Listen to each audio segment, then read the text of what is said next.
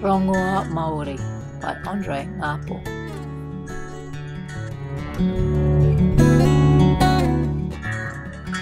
Mum was feeling sick. Dad was away with my brother at a soccer tournament, and Auntie Tony and I had been looking after Mum all morning, giving her drinks and chicken soup. I was worried. "It'll be okay," said Auntie Tony, looking at me. "It's not too bad, just a 24-hour bug, I reckon." Then Nan arrived.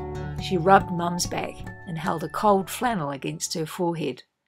After lunch, Nan picked up her kete and car keys.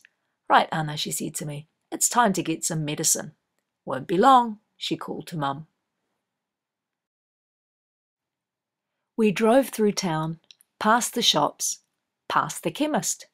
I looked back and wondered why we didn't stop. We kept driving out towards the farms on the edge of town. Finally, we stopped at a big farmhouse and Nan knocked on the door. A farmer opened the door. Nan gave him a big hug and I shook his hand. Nan said he was Mr. Parry, an old friend of hers. "I've come to collect some rongoa," said Nan. "Ka pai," said Mr. Parry. We walked across paddocks, through gates, and over fences, then climbed to the top of a small hill. Below us was a patch of native forest. "You remember your way from here, eh?" he said. "Aye." "Kia ora," said Nan. Mr. Parry smiled and said he was going to check some fences. We followed a narrow track down the hill and into the forest. Then Nan stopped. She closed her eyes and said a karakia. I heard the names of Tāne Mahuta, Papatuanuku, and Ranginui. "Anna," said Nan, "did you know that your tupuna used to go to the forest to find rongoa, their medicine? They were very clever, our ancestors." She walked deeper into the bush. "Over here is kawakawa. Lots of people know about this rongoa because it has so many uses and you can find it all over Aotearoa. Your koro used to chew on the leaves when he had a toothache." She pointed to another tree, and this is puriri. It's good for all sorts of things, sore throats, sore muscles, sprains. She carefully broke off a flower to show me. I held it in my hands gently, like it was a tiny baby bird. Rongoa has to be treated with care. You can't just pick it and eat it. It could make you very sick. You have to learn the correct ways, the safe ways. I looked up at Nan. The puriri flower in my hand felt like a special treasure.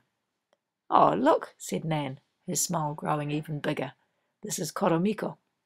This is what your mum needs, lots of kaha in this medicine." We walked further down the hill, carrying our rongoa in Nan's kete. Mr. Parry joined us halfway down. I noticed he was limping. "What's wrong with your leg, Mātua?" I asked. "Oh, it's nothing," he said. "I just scratched it on a bit of barbed wire." "That's more than a scratch," said Nan. "Hang on. I know what will help." She went to a nearby harakeke bush and cut off a leaf with her special knife. She squeezed some of the sticky gel out of the base of the leaf and rubbed it over the cut. Then she picked a big kawakawa leaf and placed it over the top like a plaster. "This will slow down the bleeding," she said, "and the harakeke gel is an antiseptic too." When we got back to the farmhouse, I helped Nan with Mr. Parry's leg, putting more gel on the cut, then wrapping it in a bandage. "Thanks," said Mr. Parry.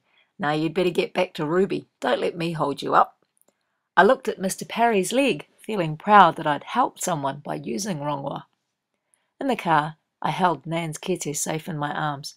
"Can you teach me more about Rongoa Māori?" I asked. "Aye, Anna," said Nan, smiling.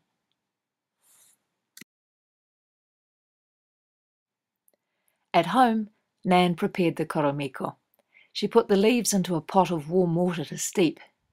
"Nan's rongoa will fix you," I said to Mum. I told her all about the rongoa in the forest and helping Mr. Parry.